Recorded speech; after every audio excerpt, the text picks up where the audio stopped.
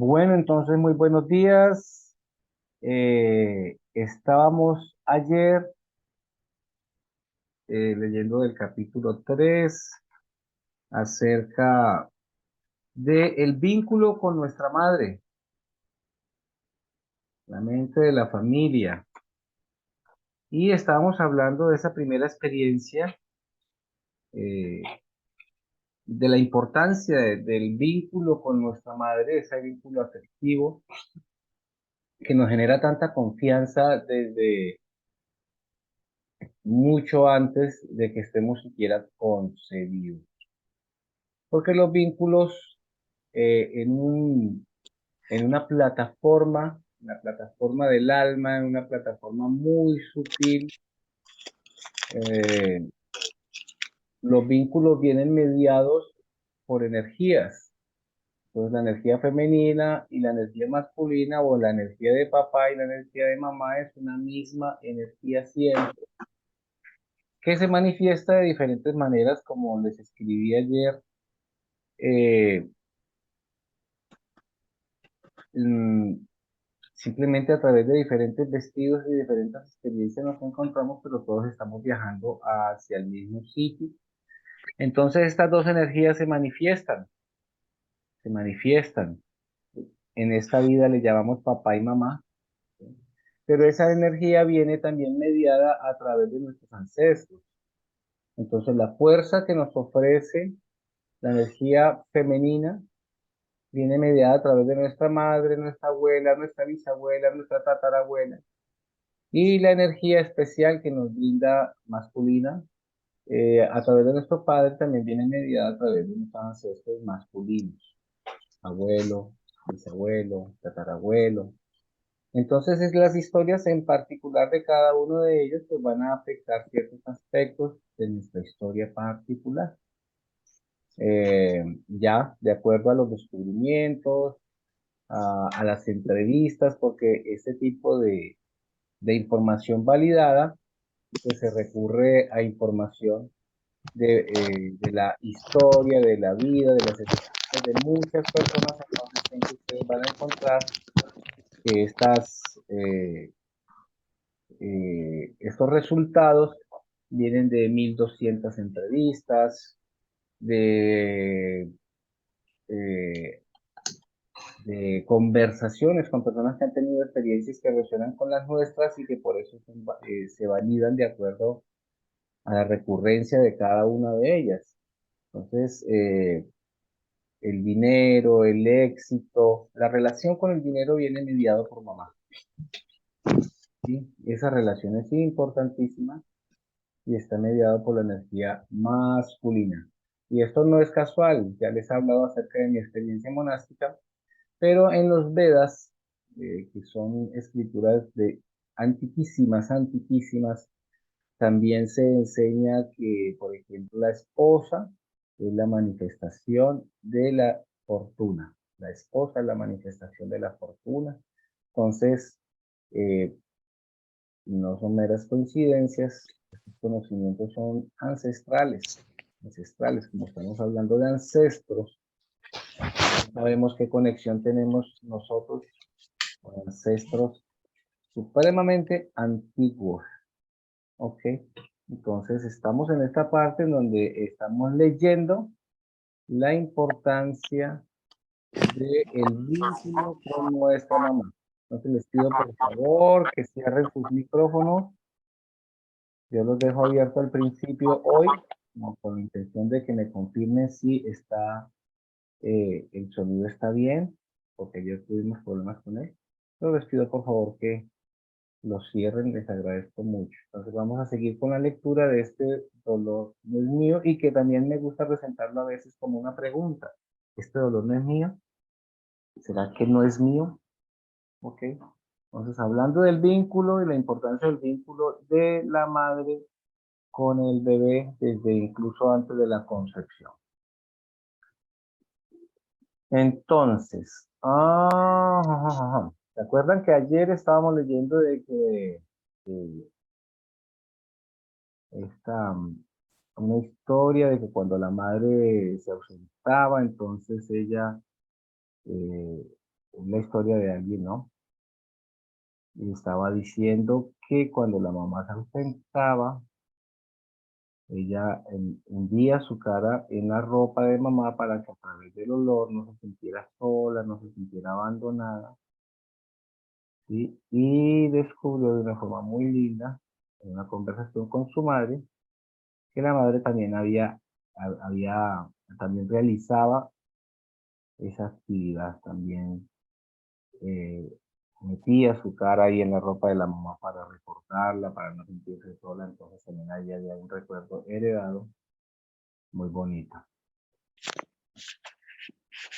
Entonces dice, tal como se aprecia en mi propia historia, las interrupciones tempranas del vínculo madre-hijo pueden tener su origen incluso mucho antes de nuestra concepción. ¿Listo? En un momentico, aquí ya quedó. Gracias. Tal como se aprecia en mi propia historia, las interrupciones tempranas del vínculo madre-hijo pueden tener su origen incluso mucho antes de nuestra concepción. Los efectos pueden quedársenos en el inconsciente y vivir en nuestro cuerpo en forma de recuerdos somáticos que se desencadenan cuando se dan hechos que evocan el rechazo o el abandono. Estos se llaman estímulos. Cuando hay algún estímulo que evoca, ¿sí? Algún tipo de experiencia que tenemos ahí en nuestro inconsciente, pues el inconsciente también tiene su forma, su patrón de respuesta. Y eso es también eh, a tener en cuenta, ¿no? Muchas de nuestras respuestas son inconscientes y son habituales, son como un interruptor. Ya tenemos unas respuestas programadas para cierto tipo de estímulos. Por eso se nos recomienda antes de una respuesta respirar, tomar aire profundo y tener la posibilidad de responder de una forma diferente, que no sea tan automático. Cuando pasa esto, podemos sentirnos completamente desfasados respecto de nosotros mismos. Podemos sentirnos dominados por nuestros pensamientos y abrumados, incluso asustados por las sensaciones que nos inundan el cuerpo. Como el trauma se produjo en época tan temprana, suele quedar oculto en un lugar hasta donde no llega nuestra conciencia. Sabemos que existe un problema, pero no somos capaces de poner en limpio qué pasó exactamente. En vez de ello, suponemos que el problema está en nosotros, que tenemos dentro algo que es malo. Movidos por nuestro miedo y por nuestra ansiedad, solemos intentar controlar el entorno para sentirnos seguros. Esto se debe a que cuando éramos pequeños teníamos muy poco control y seguramente no disponíamos de un lugar seguro para refugiarnos de las emociones intensas que sentíamos. Las lesiones del vínculo pueden reproducirse a lo largo de las generaciones si no cambiamos conscientemente esta pauta. Aquí hay algo supremamente importante, que es que los traumas que se han producido en estados tan tempranos, pues allí es donde me preguntan porque yo no recuerdo mi niñez, porque esto suele quedar oculto eh, en un espacio, en un sitio en donde nuestra conciencia no llega, no solo por nuestra inmadurez emocional, sino también porque estas experiencias, al ser tan dolorosas, eh, no queremos recordarlas, ¿sí? No sabemos qué fue lo que pasó exactamente.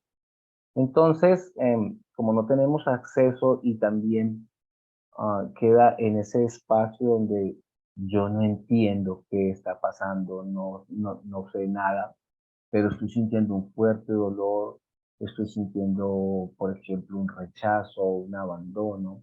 Entonces, la conclusión en esta tierna etapa de nuestra vida, en donde no hay mayor experiencia ni conocimiento consciente, ¿sí? Nos lleva a una conclusión que para nosotros suena muy lógica, y es, si algo malo está pasando, es mi culpa, ¿no? Como que soy yo el que no encaja en esta situación, no entiendo. Entonces mamá me habla duro, me mira feo, está enojada, es porque yo soy malo, porque yo no soy bueno. Y este tipo de pensamientos son más comunes de lo que nosotros pensamos, ¿sí?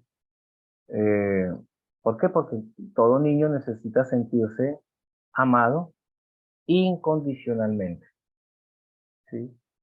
Eh, y mucho más al principio de su vida, donde si no puede verse reflejado en su padre, si el niño no puede verse reflejado en una autoridad, reflejado en alguien, no tendrá la manera, no tendrá forma de saber quién es él, ¿cierto? Porque es como un espejo, ¿sí? Cuando nosotros empezamos a ser conscientes, por ejemplo, de nuestro cuerpo, ustedes observen los niños, los bebés, ¿no? ¿En qué momento uno empieza a sentir y darse cuenta y ser consciente que esta mano es mía, que cuando yo la muevo tengo la voluntad de mover el dedo, de mover la mano? Es mágico, es una magia, ¿sí? Entonces nosotros siempre estamos, y si hay un papá, si hay una mamá ahí que nos está diciendo, sí, esa manito es tuya, mi amor, y nos la toca y nos hace sentir el contacto con ella y empezamos a ser conscientes de este vehículo, también empezamos a darnos cuenta del afecto que nosotros podemos llegar a sentir o pueden sentir por nosotros a través de estas figuras que son las que están con nosotros, que son nuestros padres. Entonces, existen unos desórdenes que se llaman desórdenes narcisistas y que tienen que ver con esa incapacidad de verme a mí mismo, de una identidad, de no verme reflejado en alguien porque inicialmente no soy yo, inicialmente somos nosotros, ¿sí? Cada uno de nosotros fue un nosotros antes de convertirse en un yo. Necesitábamos un reflejo, un rostro espejo que reflejara todas nuestras partes. Necesitamos saber que nos tomaban en serio, qué importantes éramos para otras personas, ¿sí? Qué parte de nuestro ser era aceptada y merecedora de cariño. Desde ahí empieza el merecimiento, ¿sí? Necesitábamos saber que podíamos depender también del amor de nuestros papás. Entonces esas eran unas saludables necesidades narcisistas. Si no fueron satisfechas, este sentido de yo soy, esta identidad de yo soy, pues se perjudica. Porque un niño despejado de su narcisismo sano, posteriormente va a contaminar al adulto con un insaciable afán de amor, ¿sí? De atención, de afecto. Entonces, ese niño interno está demandando todo esto y va a sabotear las relaciones del adulto, porque no importa cuánto amor se le dé, nunca va a sentirse satisfecho. Esto es muy importante, ¿sí? O sea, el adulto despojado de ese narcisismo sano no puede ver satisfechas sus necesidades porque son realmente necesidades de un niño herido, ¿sí? Entonces los niños necesitan a sus padres todo el tiempo, sienten esa necesidad por naturaleza, ni siquiera es por elección. Las necesidades del niño son necesidades de dependencia, ¿sí? Hay una dependencia sana, es decir, necesidades que deben ser satisfechas por otros. Esto es sano porque nosotros de niños no podemos. Claro, el primer esfuerzo que nosotros hacemos cuando salimos del vientre de mamá es aprender a succionar. Si no chupamos la teta, si no succionamos, no comemos. Entonces salimos del vientre y ya es a trabajar, a esforzarnos por ser nosotros mismos, pero muchas necesidades son satisfechas por nuestros padres, ¿sí? Entonces miren cómo si nosotros no tenemos esa identidad, esa seguridad que proyectan nuestros padres o nuestros cuidadores, a veces no necesariamente papá y mamá están allí, pero hay personas que nos hacen sentir que somos importantes, que somos valiosos, que somos bienvenidos y se esfuerzan por satisfacer esas necesidades. Entonces, pues, se satisface esta necesidad narcisista de identidad, de sentirme yo valgo, yo ocupo un lugar, yo ocupo un espacio, ¿no? Yo soy. Cuando eso no se da, somos esos adultos que estamos buscando a través de nuestras relaciones satisfacer esa necesidad. Y como nunca va a ser satisfecho de esa manera, ¿no? Ah, la conciencia familiar. El destacado psicoterapeuta alemán Bert Hellinger ha tratado en muchos libros el concepto de que heredamos aspectos de los traumas familiares y los revivimos, es decir, los volvemos a vivir. Hellinger, que estudió a las familias durante más de 50 años, primero en calidad de sacerdote y católico y después como terapeuta familiar y filósofo. En este momento, ok, estamos bien. Sacerdote católico y después como terapeuta familiar y filósofo, nos enseña que compartimos una conciencia familiar con los miembros de nuestra familia biológica que nos han precedido. Hellinger ha observado que los hechos traumáticos como la muerte prematura de un progenitor, de un hermano o de un hijo, o un abandono, un delito, un suicidio, pueden ejercer sobre nosotros una influencia poderosa, dejando en todo nuestro sistema familiar una huella que perdura durante varias generaciones. Estas huellas a su vez se convierten en un modelo familiar a medida que los miembros de la familia repiten de manera inconsciente los sufrimientos del pasado. La repetición de un trauma no siempre es una réplica exacta del hecho primitivo. Por ejemplo, en una familia en la que alguien ha cometido un delito grave, otro miembro de la familia que nace en una generación posterior puede estar purgando el delito sin ser consciente de ello. Una vez acudió a mi consulta un hombre que se llamaba John y que acababa de salir de la cárcel. Había cumplido 3 años de condena por un desfalco, aunque aseguraba que no había cometido aquel delito. John se había declarado inocente en el juicio, pero en vista de las pruebas en su contra, una acusación falsa de su antiguo socio, su abogado le había recomendado que llegara a un acuerdo con el fiscal. Cuando John entró en mi consulta parecía agitado. Tenía la mandíbula tensa y arrojó su abrigo sobre el respaldo de la silla. Me explicó que le habían montado una encerrona y que ahora estaba obsesionado por las ideas de venganza. Cuando hablamos de su situación familiar, salió a relucir que en la generación anterior, en la década de 1960, a su padre lo habían acusado de asesinar a su socio, pero en el juicio no le habían podido condenar en virtud de un detalle técnico. Todos los de la familia sabían que el padre era culpable, pero no hablaban nunca de ello. A la luz de mi experiencia, son los traumas familiares heredados. No me sorprendió descubrir que John tenía la misma edad que su padre cuando éste había ido a juicio. Se había hecho justicia al fin, pero había pagado un justo por pecador.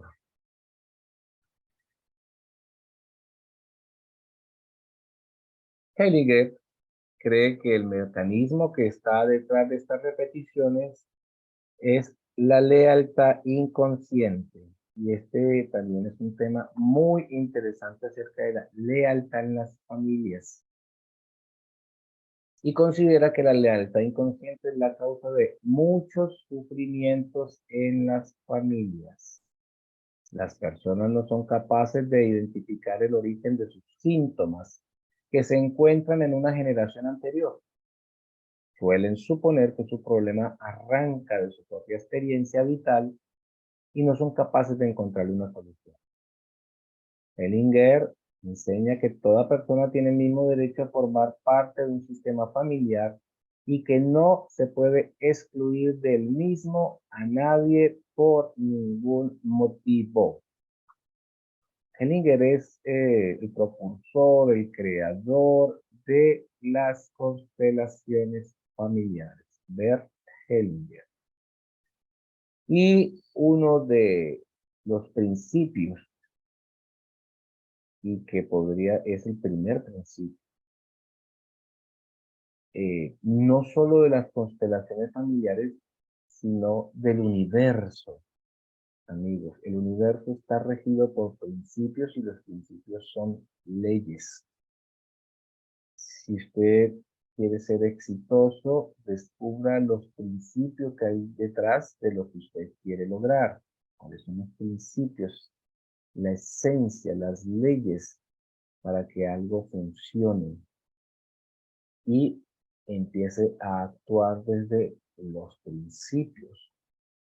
Entonces, si nosotros queremos que nuestra vida sea exitosa, psicológica, mental, física y socialmente, ¿cuáles son los principios que rigen el éxito en estas dimensiones de nuestra vida?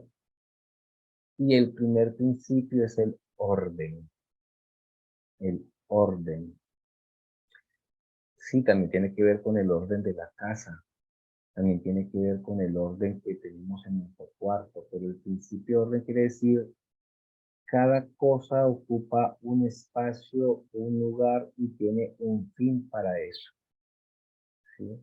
Cuando nosotros transgredimos esta ley del orden, entonces nuestra vida empieza a funcionar de una forma en la que no tenemos control. Y todas las personas, todas las experiencias y todo lo que sucede en nuestra vida llega para algo porque ese es un orden universal, es algo que es necesario. Por eso es importante asentir a la vida. Esto que llega lo acepto, lo asiento, estoy de acuerdo, no me gusta, me causa dolor, es difícil de aceptar, mi conciencia no está preparada para esto, me estreso porque recuerdo un estrés, es la incapacidad de aceptación de la capacidad de que nuestro sistema de defensa psicológico, emocional, esto está siendo ah, apabullado por esta experiencia, entonces eso es el estrés. Cuando yo empiezo a aceptar todas estas situaciones en mi vida, empezamos a sanar. Entonces, ah, todas las personas tienen el mismo derecho a formar parte de un sistema familiar y uno no debe permitirse excluir a nadie por ningún motivo. Forman parte del sistema, de nuestro sistema y del sistema de la vida. El abuelo alcohólico que dejó arruinada a nuestra abuela, el hermano que nació muerto y dejó desconsolada a nuestra madre, y hasta el hijo del vecino al que nuestro padre mató accidentalmente al salir con el coche del garaje. Nuestro tío delincuente, la media hermana mayor de nuestra madre, la criatura que abortaba. Todos ellos son miembros de nuestra familia y esa lista cada vez es más amplia y más larga. Debemos incluir en ella hasta a personas a las que no solemos contar en nuestro sistema familiar. Si alguien hizo daño a un miembro de nuestra familia, si se aprovechó de él o lo mató, debemos incluir a esa persona. Ha afectado nuestro sistema. Del mismo modo, si algún miembro de nuestra familia se aprovechó de otra persona, si le hizo daño, si la mató, también es preciso que incluyamos a la víctima dentro de nuestro sistema familiar. Están incluidas las parejas anteriores de nuestros padres, de nuestros abuelos, ¿sí? Al morir al marcharse o al romper, abrieron un espacio por el que nuestra madre o nuestro padre o nuestro abuelo o nuestra abuela pudieron entrar en el sistema, lo que permitió que naciéramos nosotros a la larga. Bert Hellinger ha observado que cuando a una persona se la rechaza o se la deja fuera del sistema familiar, puede suceder que otro miembro posterior del sistema represente a esa persona.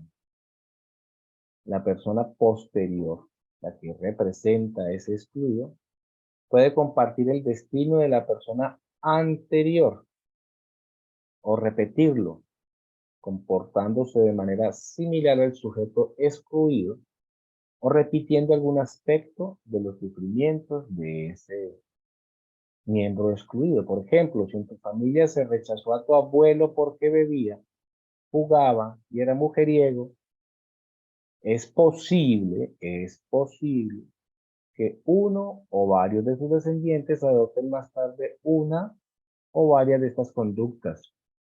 El sufrimiento familiar prosigue de este modo en las generaciones sucesivas.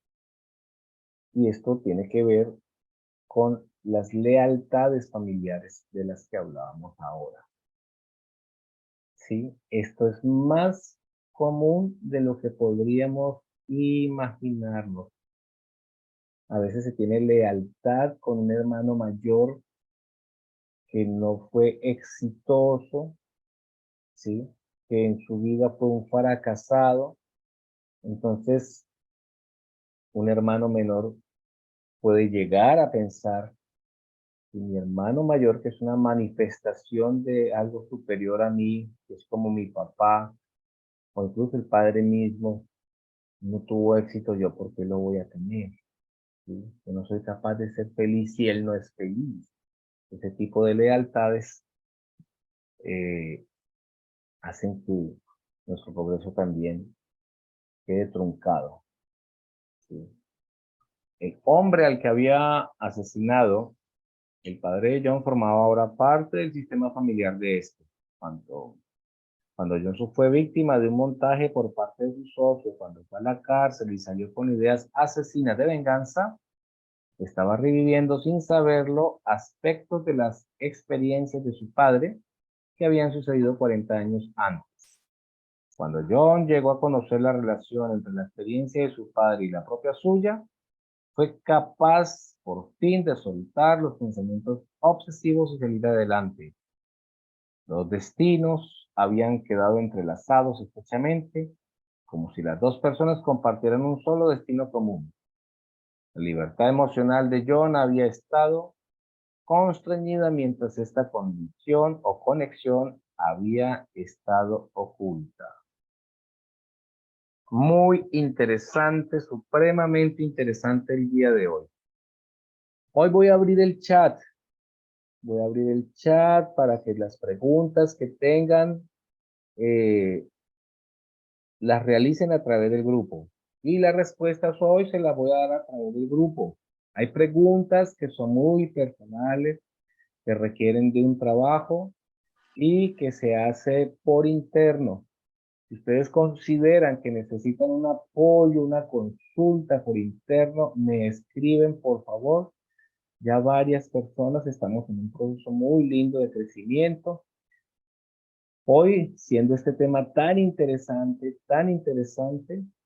voy a abrir el chat para que podamos manifestar todas nuestras inquietudes y, bueno, ojalá podamos darle respuesta a todas ellas o a algunas de ellas, porque el tema está muy bueno. Muchas Buenos gracias. días, Doc. Muchas gracias. Entonces, nos vemos mañana. Muy buenos días. Nos vemos mañana a la misma hora. Un abrazo muy grande, muy grande. Que estén muy bien. Bendiciones para todos.